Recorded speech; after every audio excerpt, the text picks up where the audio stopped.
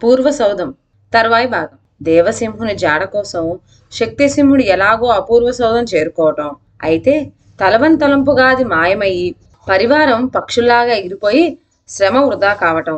ధైర్యం విడవక అతడు వెతుకుతూ పోయి ఒక పర్వత శ్రేణి చేరుకోగలిగిన దారి తెన్ను లేని ఒక పర్వతం కొసన ఆగిపోవాల్సి రావటం వరకు క్రిందటి వీడియోలో విన్నాం కదా. ఆ తర్వాత ఏమైందంటే, ఏమైనా సరే అవతల గట్టు చేరుకొని ఆ కనిపించే దేవాలయం ఏమిటో తెలుసుకు తీరాలని పట్టుబట్టిన శక్తిసింహుడు అంతలోనే ఆలోచనలో పడ్డాడు. అనవసరంగా తొందరపడి ఈ ప్రయత్నంలో నేను ప్రాణాలు కోల్పోయానంటే ఇంకేమున్నది, కనుక కొద్ది రోజులు ఆలస్యమైన మరో సులువైన మార్గంలో అక్కడ చేరే ప్రయత్నం చేయడం మంచిది అని అనుకున్నాడు.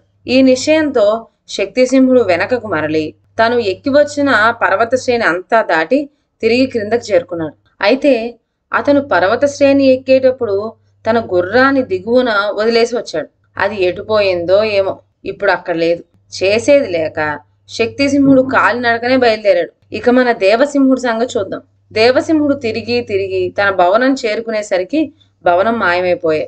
దిగువన మాత్రం మంత్రి, ఆస్థాన వైద్యుడు ఉన్నారు. ఈ మాయ దేవసింహుడికి అర్థమే కాలేదు. భవనం ఏమైనట్టు క్రిందకు దిగి వెళ్ళి వాళ్ళని అడిగితే తెలుస్తుందేమో, అంతకు తప్ప మరో మార్గం లేదు. అందుచేత క్రిందకు దిగాలని నిశ్చయించుకున్నాడు. కానీ చిత్రం, మాయా విమానం క్రిందకు దిగటానికి బదులు ముందుకు పోసాగింది. ఈ మారు ఎలాగైనా దేవసింహుడికి నమ్మకం కలిగించి తమతో తీసుకుపోవచ్చునని ఆశపడిన మంత్రికి, వైద్యునికి ఇలా జరగటం నిస్పృహ కలిగించింది. విమానం వైపే చూస్తూ వారు నిలబడిపోయారు. దేవసింహుడు విమానం వెళ్ళి ఎత్తైన ఒక పర్వతం మీద దేవాలయం ముందు ఆగింది. శక్తిసింహుడికి ఇదివరకు కనిపించిన దేవాలయం ఇదే. విమానం ఆగటం ఏమిటి, దేవాలయం ముందు వృద్ధురాలు ప్రత్యక్షం కావటం ఏమిటి, రెండు ఒక్కమారే జరిగింది. దేవసింహుడు ఆశ్చర్యానికి అంతే లేదు. ఈ చిత్రం ఏమిటా అని అతను వృద్ధురాలిని అడగబోయేటంతలో ఆమె దేవసింహుడిని ఎత్తుకొని ఆలయంలో ప్రవేశించింది. లోపలికి వెళ్ళాక దేవసింహుడు అడిగాడు, అపూర్వమైన మన సౌధం ఏమైంది? ఈ దేవాలయం ఏమిటి? ఇంతకాలము నా అదుపాజ్ఞల్లో ఉంటూ వచ్చిన విమానం ఇవాళ ఇలా అడ్డు తిరగటానికి కారణం ఏమిటి అని అడిగాడు. ఇన్ని ప్రశ్నలకు వృద్ధురాలు ఒకే జవాబుగా, ఇవన్నీ నువ్వు అడగకూడదు. అక్కడికంటే ఇక్కడే ఎంతో హాయిగా ఉంటుంది. అయితే కొంతకాలం వరకు నీవు విమానంలో బయటికి వెళ్ళకూడదు. అందుచేత ఇక్కడనే ఉండి కులాసాగా కాలం గడుపుతూ ఉండు.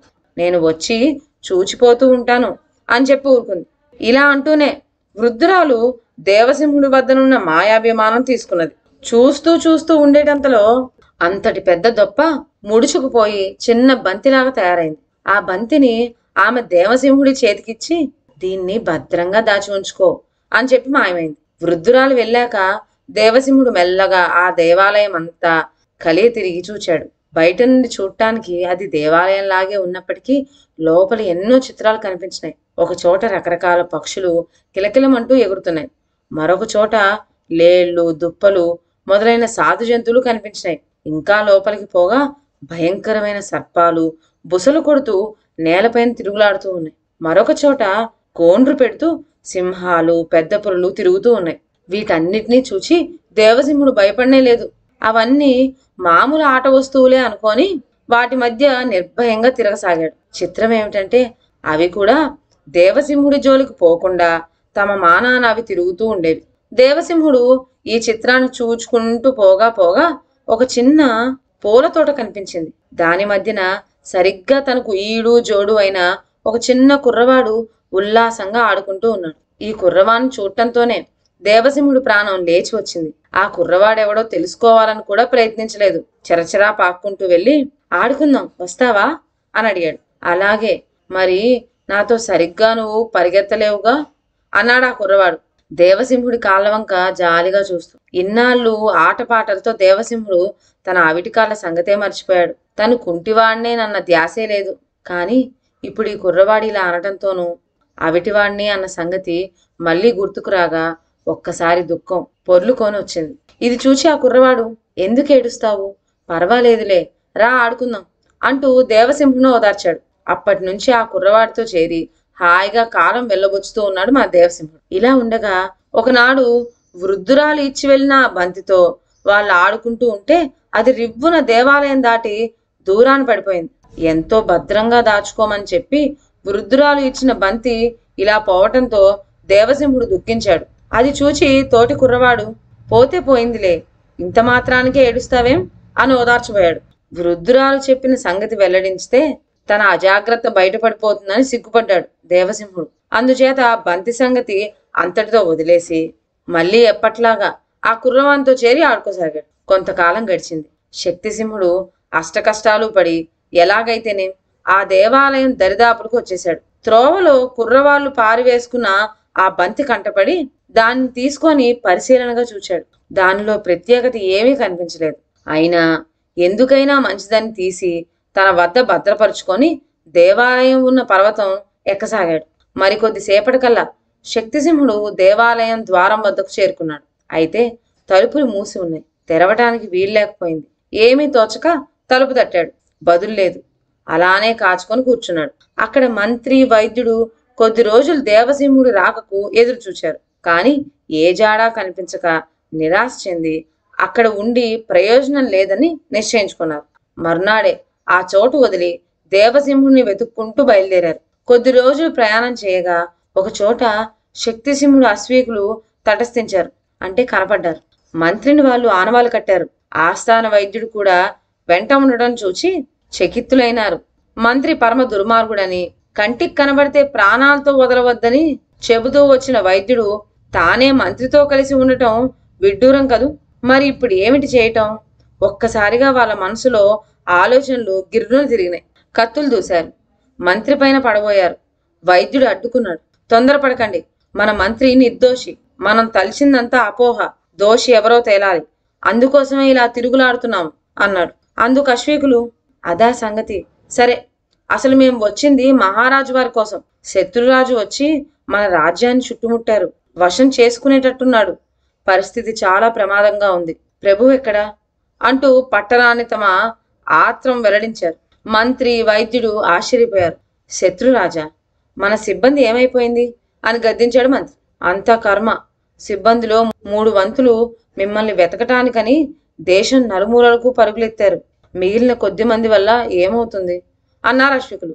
సరే, ఇప్పుడే బయలుదేరదాం. ముందు రాజ్యాన్ని రక్షించుకోవాలి అన్నాడు మంత్రి ఆవేశంతో. అలా కాదు, మీరు మీ ప్రయత్నం మీద ఇక్కడనే ఉండండి. నేను వీళ్ళతో వెళ్ళి రాజ్యం నిలబడే మార్గం చూస్తాను అన్నాడు వైద్యుడు. సరేనన్నాడు మంత్రి. వైద్యుడు అశ్వీకుల వెంట బయలుదేరి వెళ్ళాడు. అక్కడ దేవాలయం ముందు కూర్చున్న శక్తిసింహుడికి మరికొద్ది సేపటికల్లా ఒక చిన్న కునుకు పట్టింది. కునుకులో అతనికి ఒక కల వచ్చింది. తన రాజ్యం అంతా అల్లకల్లోలం అయిపోయిందట. ప్రజలు విచ్చలవిడిగా సంచరిస్తున్నారట. ఈ అదును చూచి శత్రురాజు సైన్యంతో వచ్చి రాజ్యాన్ని చుట్టుముట్టాడట. కలవరపడుతూ లేచాడు శక్తిసింహుడు. చూడగా దేవాలయం ద్వారం ముందే ఉన్నాడు. ఇదంతా కల అని ఊహించాడు. కలలో వచ్చిన దృశ్యాలతో మనసు ఆవేదన పూరితమైపోయింది. శక్తిసింహుడికి కలలంటే ఎంతో నమ్మకం. కలలో కనిపించినవి జరిగే ఉంటాయని భయం కూడాను. ఈ భయంతో ఒక్కసారి రాజ్యం ఎలా ఉందోనని స్వయంగా తెలుసుకుంటే గాని స్థిమితి పడేటట్లు తోచలేదు. లేచి 2 రోజుల కల్లా కొండ దిగువకు చేరుకున్నాడు. విధి విరామం లేని శ్రమదమాదులతో శక్తిసింహుడు అలసిపోయాడు. ఇంతకాలం గుర్రం ఉండటం వల్ల ఎంత దూరం ప్రయాణం చేసినా కష్టం తెలిసి రాలేదు. ఇప్పుడు అడుగుపట్టమే అసాధ్యంగా తోచింది. ఢీలాపడి ఒక చెట్టు నీడన విశ్రమించేసరికి ఇట్టే నిద్ర పట్టేసింది. ఆ నిద్రలో మళ్ళీ కలగన్నాడు. ఇందాకటి కల పూర్తిగాక మళ్ళీ ఇలా స్వప్నావస్థలో పడ్డాడో ఏమో. కలలో విశేషాలు ఇవి. తను కొండపైన దేవాలయం చేరుకున్నట్టు, తలుపులు తెరిచినట్లు, లోపలికి ప్రవేశించి వెళ్ళగా ఒక తోటలో 2 చిన్న కుర్రవాళ్ళు ఆడుకుంటున్నట్లుగా కనిపించింది. ఆడుకుంటూ ఉన్న ఆ కుర్రవాళ్ళల్లో ఒకడు తన మేనల్లుడైనట్లు స్పష్టంగా కనిపించింది. ఎప్పుడైతే దేవసింహుడు కనిపించాడో, ఏమిటిది, నా దేవసింహుడే అంటూ వాణ్ణి చేతిలోకి తీసుకోబోతుండగా మెలకు వచ్చేసింది. ఈ స్వప్నంతో శక్తిసింహుడు ఆవేదన మరింత పెరిగింది. ఏమిటి కలలు, ఈ విపరీతం! నా రాజ్యం శత్రురాజుల చేతిలో పడబోతోందా? నేను చేతులారా తెగటార్చిన దేవసింహుడు ఇంకా బ్రతికున్నాడా అనుకుంటూ ఒక వంక నిస్పృహతో, మరో వంక ఆశతో మళ్ళీ ఒకసారి దేవాలయం చేరుకుందామని కొండపైకి బయలుదేరాడు. కొద్ది రోజుల కల్లా కొండపైకి చేరుకొని దేవాలయం వైపు అడుగులు వేసేటంతలోనే తలుపులు తెరుచుకున్న శబ్దం అయింది. శక్తిసింహుడికి ప్రాణం లేచొచ్చింది. అటు చూసేసరికల్లా ఒక చిన్న కుర్రవాడు దేవాలయంలో నుండి బయటికి వచ్చి చెరచలా వెళ్ళిపోయాడు. ఆ కుర్రవాడు బయటికి వచ్చేయటంతో ఆలయం తలుపులు ఎప్పట్లా మూసుకున్నాయి.